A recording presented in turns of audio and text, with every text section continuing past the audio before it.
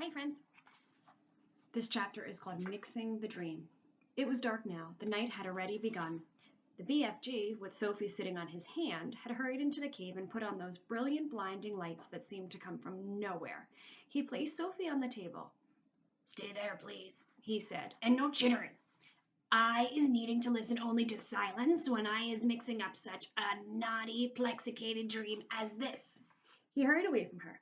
He got out an enormous empty glass jar that was about the size of a washing machine. Wow, guys, visualize that. He clutched it to his chest and he hurried towards the shelves on which stood the thousands and thousands of smaller jars containing the captured dreams. "Dreams about giants," he muttered to himself as he searched the labels. "The giants is guzzling human beings. No, not that one, nor that one. Here's one, and here's another." He grabbed the jars and he unscrewed the tops. He tipped the dreams into the enormous jar that he was clutching. And as each one went in, Sophie caught a glimpse of a small sea green blob tumbling from one jar into the other. The BFG hurried toward another shelf. "Now," he muttered, "I is wanting dreams about giggle houses for girls and about boggle boxes for boys."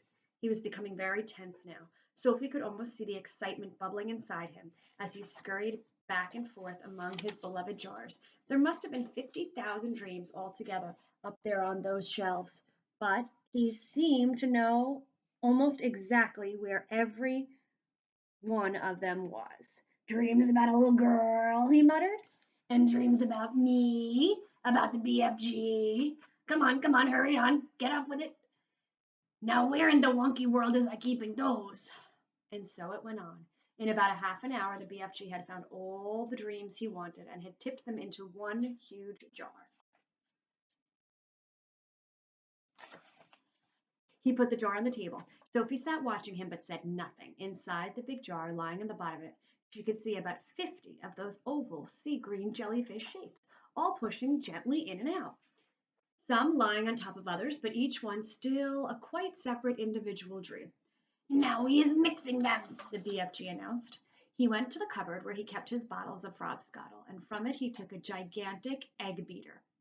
It was one of those that has a handle which you turn, and down below there are a lot of overlapping blades that go whizzing around. He inserted the bottom end of this contraption into the big jar where the dreams were lying. That's what that picture is. "Watch," he said. And he started turning the handle very fast. It's called a hand mixer. Flashes of green and blue exploded inside the jar. The dreams were being whisked into a sea green froth. "The poor thing," Sophie cried. "They is not feeling it," the BFG said as he turned the handle. "Dreams is not like human beings or animals. They has no brains. They is made of zazzamus." After about a minute, the BFG stopped whisking. The whole bottle was now full to the brim with large bubbles. They were almost exactly like the bubbles we ourselves blow from soapy water, except that these had even brighter and more beautiful colors swimming on their surfaces.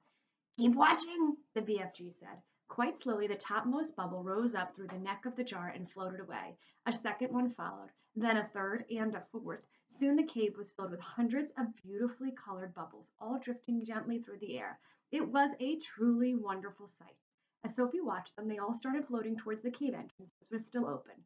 "They're going out," Sophie whispered. "Of course," the BFG said. "Where to?" "Those is all little tiny dream bits that I isn't using," the BFG said. "They is going back to the misty country to join up with proper dreams." "It's all a bit beyond me," Sophie said. "Dreams is full of mystery and magic," the BFG said. "Do not try to understand them. Look in the big bottle and you will now see the dream you is wanting for the queen." Sophie turned and stared into the great jar. On the bottom of it was something that was thrashing around wildly, bouncing up and down, and flinging itself against the walls of the jar. "Good heavens," she cried. "Is that it?" "That's it," the BFG said proudly. "But it's horrible," Sophie cried. "It's jumping about. It wants to get out." "That's because it's a travel humper," the BFG said. "It's a nightmare." "Oh, but I don't want you to give the queen a nightmare," Sophie cried. "If she is dreaming about giants guzzling up little boys and girls, then what is you expecting it to be except a nightmare?" the BFG said. "Oh no," Sophie cried. "Oh yes," the BFG said. "A dream where you is seeing little chidlers being eaten is about the most frightening troggle humping dream you can get. It's a tixie bog thumper. It's a whoopsie grub switcher. It is all of them riddled into one. It is as bad as the dream I blew into fresh lump eater this afternoon. It is worse. Sophie stared down at the frightful nightmare dream that was still thrashing away in the huge glass jar. It was much larger than the others. It was about the size and shape of, shall we say, a turkey's eggs? Turkey's egg? It was jellyfish. It had tinges of bright scarlet deep inside it. There was something terrible about the way it was throwing itself against the sides of the jar. I don't want to give the queen a nightmare, Sophie said. Sorry for the noises, friends. That's Google Classroom. I don't want to give the queen a nightmare, Sophie said. I was thinking, the BFG said, that your queen will be happy to have a nightmare if having a nightmare is going to save a lot of human beings from being gobbled up by fearsome giants. Is I right or is I left? I suppose you're right, Sophie said. It's got to be done. She will soon be getting over it, the BFG said. Have you put all the other important things into it, Sophie said. When I is blowing that dream into the queen's bedroom, the BFG said, she will be dreaming every single little thing-a-ling-a-ling you was asking me to make her dream. About me sitting on the windowsill? That part is very strong. And about a big friendly giant? I is putting in a nice long gobbet about him, the BFG said. As he spoke, he picked up one of the smaller jars and very quickly tipped the struggling, thrashing troggle humper out of the large jar into the small one. Then he screwed the lid tightly on the small jar. That's it, he announced. We is now ready. He fetched a suitcase and he put the small jar into it. Why bother to take a great big suitcase when you've only got one jar, Sophie said. You could put the jar in your pocket. The BFG looked down at her and smiled. By goggles, he said, taking the jar out of the suitcase. Your head is not quite so full of grime sludge after all. I can see you was not born last week. Well, thank you, kind sir, Sophie said, making a little curtsy from the tabletop. Is you ready to leave? The BFG asked. I'm ready, Sophie cried. Her heart was beginning to thump at the thought of what they were about to do. It really was a wild and crazy thing. Perhaps they would both be thrown into prison. The BFG was putting on his great black cloak.